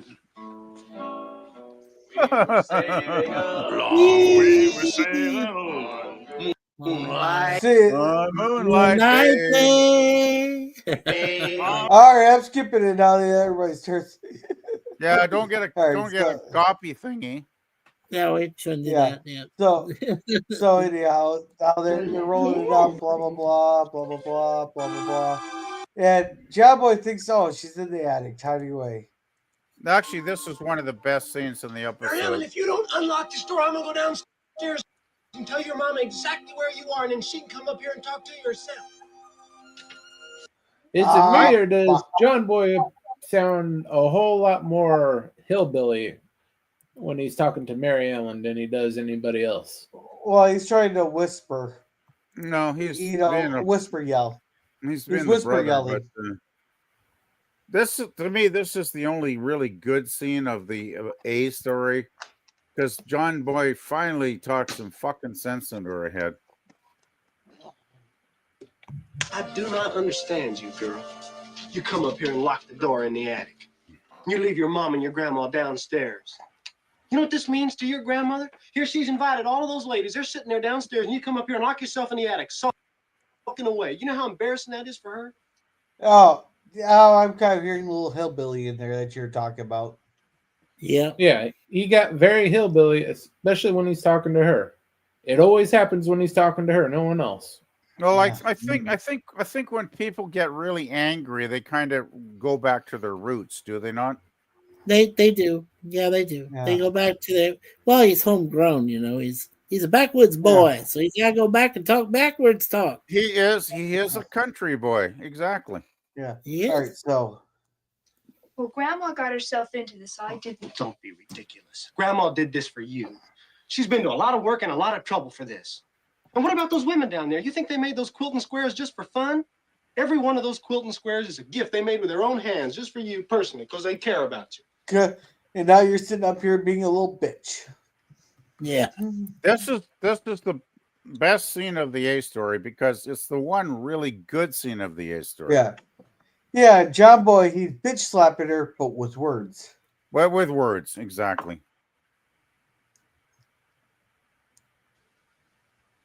How would you feel if you took a lot of time and a lot of trouble to make a birthday present for Mrs. Fordwick and she didn't even show up at her own party to accept it? It's not the same thing. This whole quilting has just one purpose, to put me on the market for marriage. Well, I am not on the market. I am not a piece of merchandise. And I am not going to give up my self-respect and my principles for a stupid backwoods custom that takes away my rights to be a person and live my own life. Oh, shut the fuck up. You're not. Well, John Boy's response is perfect here. Yeah, you got everybody. What, 5 across the eyes? So that's the right response. Just play the rest of it, Gorilla, because it's really good. But she's just being one of those feminist bitches that you don't know what the hell they're talking about. Just slap her with a horse rein or something. That's taking it a little too far, but Ellen, that is one of the dumbest statements that you have ever made. That is one of the stupidest things that I have ever heard you say. Nobody is going to take away your rights. Nobody's going to make you do anything that you don't want to do. And having this quilting is not going to ruin your life. The only thing it is a gift. That's all it is. It's a gift from those ladies. Something that you will have with you for the rest of your life to remind you of people who were close to you and who you were fond of while you were growing up. It's the only thing it means, Mary Ellen. There's the Great Awakening. I just want to finish. Can we finish the scene, please, Gorilla? Because I have to pause it and talk about it for copyright. I know. Warner Bros. Will take it down, especially if we don't add context to what's going on. Because Warner Bros. Is a bunch of assholes. They're gonna do that anyway, though. No, not if I do this right. We have context to what they're talking about. Okay, we can ramble on for like a minute then, talking about things. Maybe I'll be a bitch. Well, that's what it means to you. And to everybody else, it means I'm looking for a husband. Just a bunch of women getting together to help another helpless, unattached woman find a man. Well, how else are you supposed to find a man in that freaking town? Hey, GW done scared them all off, and he's your only option. I think that John Boy probably should have just told her, well, if you want to grow up to be an old has-been and you just want to hang out in the backwoods for the rest of your life, go for it. The world is old maid, actually, Maggie. Old maid, okay, well, either way. That's like the Baldwin sisters. They're old maids. Yeah. All right. Well, you can't call them maids because they haven't done a speck of cleaning their whole life. The term is old maid for a woman that never married, never had a relationship. Yeah, but get the joke, PvP. Okay. I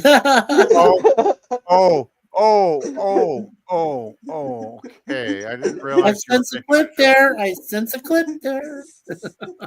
Yeah, that's definitely a clip. I will accept that. Yep. I don't walk into the shit too often, but every once in a while I step into some dog doo-doo on the sidewalk, and there it is on my shoe. Oh man.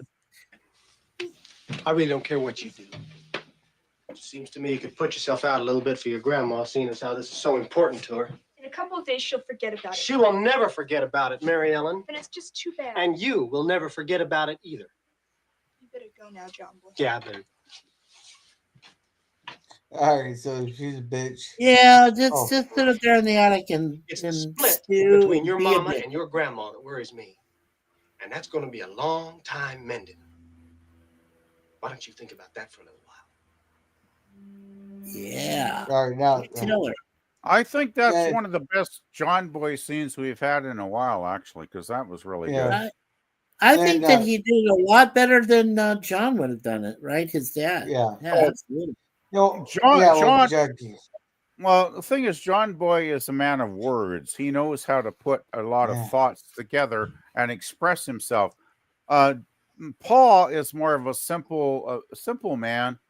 He's got great instincts, and he's got good words, but he's not eloquent like his son. Right. Yeah.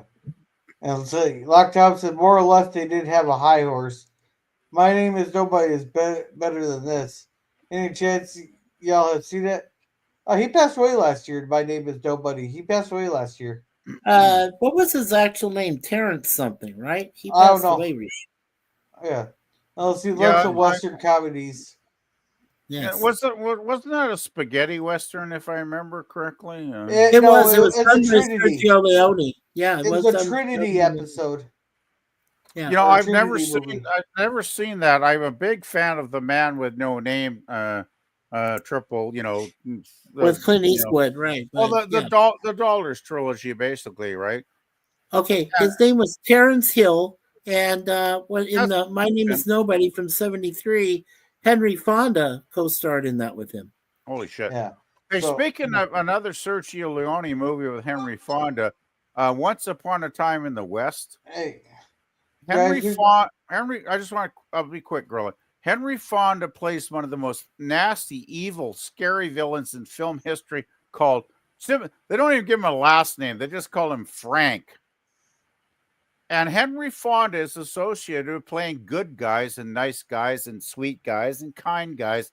But when he's playing Frank in Once Upon a Time in the West, he is the most son of a bitch, evil, nasty, killing machine you'd ever want to see in a Western. I'm telling you, that's the movie you should put on your list, Gorilla, because that is a excellent movie. Yeah. Well, according to this, Terrence Hill is still alive, and he just recently celebrated a birthday. He's All right, 86. Guys, we got 20 minutes. We got 20 minutes before German has to I'm go sorry. here. Sorry. Let's get. Let's catch up on the chats here. Let's see. Love some Western comedies. Nobody, the actor who played Terrence, was a good, funny cowboy. Yep, my name is still nobody, and others, and my name is Trinity. And Trinity is my name. Going off of memory, I looked it up. And Trinity was the third film I think locked on. You may be right. Those were all good, in my opinion. Same. All right. Yeah. So anyhow, Corbett's going on a long story about her thing there, blah, blah, blah, blah, blah, blah, just women talking. Then they're talking about the going on the frontier, blah, blah, blah, just start. And look who finally shows her fucking happy ass up. They say he'll be finished there quickly, blah, blah, blah, blah, blah, Teach blah. me everything I have to learn. Thank you. And Grandma gives her the $15 for to go to the nursing school, blah, blah, blah. Right. And they all That just should pay for her first semester. Yeah, and they're all singing the song here, blah, blah, blah. And that's about it. Where we end the episode with our epilogue. There may not have been true harmony in the singing that evening, but we could feel it once again flowing through our family. The gap between young and old, traditional and modern ways, have been bridged by something we all felt for each other, enduring respect and affection. Let's see some of the fun facts for Martha Cornay now lives in Brentwood. The door to grandparents' room is a closet. Oh, so there's a door there in grandma's room. That's a closet. We finally figured out. Let's see. Cousin Leon is younger than Mary Ellen, but due for her quilting as well. Let's see. The first turn of the episode takes place the same day as Grandma returns home. For the scene of the bathroom set, is switched to appear behind the boys' bedroom door, and the girls' room is seen behind the bathroom door. Alrighty. So, those are it.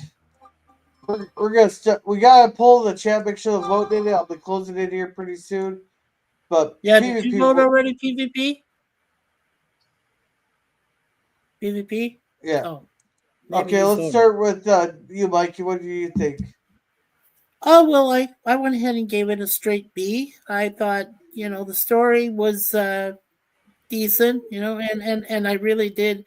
I think what brought it up a notch for me was the fact that John Boy, rather than his dad or his mom, could actually have his words eloquently spoken to Mary Ellen and try to convince her that it's not all about her, it's about the gift that they're trying to bestow upon her sorry ass. So yeah, so I mean that's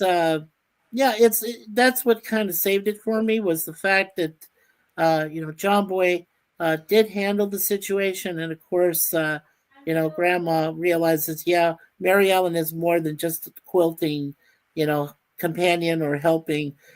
She needs to be able to go on with her life, and that was a great gift. So yeah, I gave it a B. I thought that's where it stood with me. All right, thank you. PvP, what about you? Well, I voted an A- in the chat. Now I'm kind of regretting it because I think I overrated it. The only reason I give it such a high rating initially is because I absolutely love the B story, because we never get to see Zebulon, doing much in any episode, do we? Like, he's usually just walking around and doing the sawmill or talking to the grandkids, but he 90% of the time Zeb gets to do fuck all. Like, seriously, absolutely zero. And I loved this episode with Zebulon because he got so cagey, and the old fucker he's like, oh, okay, well, all the hens are going to have a quilting party. Let's get the roosters together and get drunk and play pool. Yeehaw! And actually there is the end of one scene that goes yeehaw in the episode. I remember when I watched it, right? Yeah. And it's so great to see. Well, we see Yancey Tucker again, and Ike, and all the boys having a good time, and I love that. Like, that was, if that would have been the whole episode, like just crazy antics with the boys, I even bumped it up to like an A or an A plus. But unfortunately, the quilting shit, God, the only thing I liked about the quilting storyline was that scene, as I mentioned, when John Boy confronts Mary Ellen and basically tells her, look, you stupid bitch, you're being extremely selfish. You're fucking people over. You're pissing off your mother. You're really hurting your grandmother. All those nice ladies that came over to sew for the entire day to give you a gift that you will have for the rest of your days are taking time out of their lives to do something kind for you because they like you, because you're a good friend of theirs. So I love that scene, and A- is probably too high though overall. I'm going to probably bump it down, like with Mikey, to a B. All right, thank you, Germ. I was not a fan of this episode. There's way too much Mary Ellen. She always comes off as she's reading a card instead of acting it. Yeah, sometimes. The story itself was not very well written. There was no reason for Mary Ellen to actually be reacting the way she was. If they're playing the character the way it normally is, she'd be ultra excited about it, and because it's all about her, and she is very egotistical. So that part didn't make sense. The part with Zeb being clever and then getting his comeuppance with the turpentine was okay. That entire B part was pretty good, so that bumped it up a letter grade, but I still ended up giving it a D+. Ouch. Okay, thank you. Ouch. Yeah. That's definite ouch. Oh, all right. I There would was say way too much Mary Ellen in this. Wait, well, you know, Joe, Jerm, we do rely on you to always give us the lowest grade. I'd give the fairest grade because I don't really have an attachment to the series. I have, total respect. You got to go with your gut and be honest, and I agree with that. yeah. As for me, I would say that. See, you guys probably remember a few episodes ago when I see that we're doing I see the quilt. I was like, fuck. I tell you, then you go lower than German. This is going to be the fucking Mary Ellen Stitchin episode. And the writers, they're not consistent with their, like, first she started out as a fucking bitch. Then she actually starts acting decent, normal, and she was like being like a fungus and growing on you. But now the writers are turning her into a fucking cunt in this episode. Oh, whoops, too far. But the way she treated fucking grandma and shit. The thing that saved it was the B story, which was great. Funny. Especially Grandpa the Turpentine. I'm giving this one a C- just because. And the only reason it doesn't get an F is because the B story. The B story, I give an A+. Actually saved it. Yeah, the B story. Yeah, I agree. If they would call just to, fuck the quilt bullshit and drop that completely, and goes Zebulon goes undercover or some crazy shit. Yeah, like, that would have been fun, right? If they didn't have all the scenes with Grandpa in it, this episode would have been a fuck you out of 10. Or on the borderline of a fuck you out of 10. But with the Zeb and that, they bring it up to a C. Yeah, if it hadn't had the B story, it would have been a fuck you out of 10 for sure. All right, so I'm gonna go ahead and end the poll. We had 13 votes on it. You can already guess what it's going to be. Disregard my vote. I vote B now. It doesn't matter.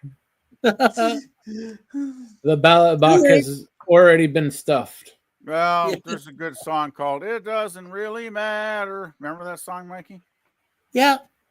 It doesn't really matter. Yes, yeah, that's a good song. In the end, it doesn't even matter. Linkin Park. Yes. Thank you. No, that's not Linkin Park. That's Canadian. It is. The song is called "In the End." It's called by Linkin Park. Yeah. No. You got a different. He's song. thinking about something a lot older. Yeah. Oh, okay. So, maybe much older. Yeah, Metallica maybe older. I'm thinking of Linkin Park here, but let's see. With 13 votes, here to hear stupid shit from Gorilla Censored Thoughts, 61%. B+, got 23%, and PvP gave it an A+ to an A-, and then C+ to C- got 7%. Well, I gave it a straight B. So, and then throw PvP in there with me and him as like the B grades, but still didn't pass your 61%. Damn, man. Yeah. What is it about you, Gorilla, that persuades people? Honest to God, this is a great question. Yeah, what is it that persuades these people to give you to say that your shit is better than the crap that they say that they're watching? Maybe they wanted to find out about Grandpa's fleshlight.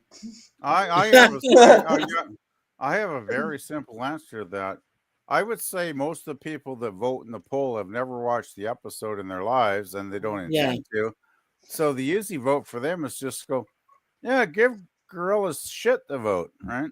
Yeah. All right. So let's go ahead and vote. All right. Sittin here has a watch party coming up here. Then he also will have a Star Trek watch party tomorrow. Then he has a thing on Wednesday on his other channel, All Sorcerer Dan. So make sure to check that out. Hey, can you put Dance Watch Party in the private chat if that's possible? Yeah, I'll get it. Yeah, thank you, Lockdown, for coming. And thank you, Scurvy, for coming. Thank you, Suzanne XT, for coming. Thank you, Jim's Landscaping, for coming. He has puppy videos. He has his lawn mowing videos. Has his Star Trek fan films. He'll occasionally do a live stream. So make sure to check him out. And thank you all. As long as he doesn't do a lawnmower videos, including puppies, I'm okay. All right. So thank you, all, Greg, for coming. He does spoiler-free reviews. So make sure to check him out. Thank you, Daniel's Hot Topics, for coming. Scrolling. Oh. Thank you, FKHC 2005, for coming. He has a couple videos on the channel, so make sure to check him out. And thank you, Old Man Bird, for coming. And thank you very much for that super sticker. That was very generous of you. Thank you very much. And scrolling. And we're at the top here. So, Mikey, go ahead and promote yourself. Yeah, sure. Sure. Actually, let's do Germ first. So that go ahead, Germ, because I know you got to go. Yeah. Go ahead, Germ. Okay, tomorrow we'll have Fist of the North Star with special guest Curtis Shelby. And Monday, we'll have Godzilla versus King Kong. Not the legendary one, the actual good one from 1962. And next Wednesday, return of Nerd Night. That'll be 6:30 p.m. Eastern Time. So 9:30 my time. Okay. All right, thank you. Now, Mikey. Or no, that's 6:30 your time. Oh, 6:30 my time, 3:30 your time. Oh, okay. All right. So, Mikey, what do you got going on? Okay, so tomorrow, once again, we're trying to do a watch party on Sif Dan's Cosme to get him to become a Trekker or a Trekkie, whichever comes first. And we're going to be reviewing Elan of Troyes. We'll be watching that, and then we'll get Sif Dan's honest opinion about the episode. Actually, it's one of my favorite episodes, and I know PvP likes it. So that's going to be tomorrow, and I'm doing it on my stream, so it'll be 5 p.m. Eastern time, my time. So it'll be like 2 o'clock Pacific time tomorrow. And then on Sunday, of course, Gorilla's doing Terminator Dark Fate. I'll be there for that. And yes, Gorilla, I know which one you're going to do after that. But I won't say it here. I'll wait till we see it. But I'll be right. Are you sure? Are you sure about that? Indonesian, and it has Terminator in the title. Yes. Are you sure about that? I'm pretty sure. But if you found another one besides that, then I'd be surprised and I'd give it up to you. But I don't think you did. Right. Anyway, and then next week, Monday through Thursday, 12 noon, lunchtime with Mikey and Murdoch too, as we do Red Dwarf and TOS and Get Smart, and finally the A-Team. And I'm starting season 4 with the A-Team, a 2-parter episode. It'll be a special, so I might do a live stream on that because it's a great episode, 2-parter, and I honestly, and I think season 4 of all 5 seasons was the best one. So, I loved it. Right. But anyway, that's me. Yeah. PvP, what do you got going on? Well, I haven't done much on the channel lately. I have mentioned a few times that I put a couple albums out last weekend by the Scottish band called Fingerprints, not with an S, but with a Z at the end of their name. Really good stuff. I put the first 2 albums public. I don't know if anybody's actually listened to the damn things yet, but they're really good. I haven't got the third one together yet because it's kind of finding it hard to assemble the tracks on that one, but I will get there eventually. I got to tell you, though, they were an interesting band because their first album was very eclectic and all over the map. The second album was probably my favorite because it was total power pop, very catchy, like 3-minute songs all the way through it. And I think, an album like that sounds almost like a greatest hits album because the songs are all so good and they just flow together like one after the other. So that's one of my favorite albums, actually. And I haven't got the third one together yet, but I'll work on it. I probably should get it done this weekend. And Yeah, and I'm looking forward. Like Mikey said, we're gonna do Sci-Fi Dan tomorrow at 2 Pacific time. And we're definitely dedicated to finally converting Dan to be a hardcore Trekkie. And I think we're wearing him down, aren't we, Mikey? We're starting to wear him down. I think we are. Yeah. Yep. Anyway, though, I know Gorilla probably wants to go and pass out in a chair somewhere, so I won't keep him any longer. All right, thank you. As for me, Sunday we'll be doing Terminator Dark Fate. I'm not sure if I'm going to do anything for Memorial Day yet. Not sure. There'll be Cigar Lounge on Tuesday. We'll do the last of the night courts on Thursday. Then our next episode. Oh, I didn't even look. I looked it up. It's The House. It's called The House. Episode 22, The House, season 4. Hey! I got. You picked a series to follow up Night Court yet, Gorilla? Yeah, Sarah Connor Chronicles. Oh shit! Oh, okay. Terminator: The Sarah Connor Chronicles. That's good, man. I've never seen that. I'm good with that. Yeah. So Lena Headey, man. Oh yeah. So Grandma. Oh, the house that used to be an old brothel that Grandma has fond memories of working at. House. Okay. Yeah, I remember that. Okay, so next week's episode, their Grandma used to work at this house that used to be a brothel. She has some fond memories of it. So we're gonna be reviewing that episode next week. So with that, and Scurvy says, "Oh, that bird finances Gorilla's fried cheese habit." Why not? All right. Thank you, and thank you everyone for being here. Go give Sittin a raid, and we haven't done this one in a while. We've been stomping, being through the night, rising like gorillas, ready for the fight.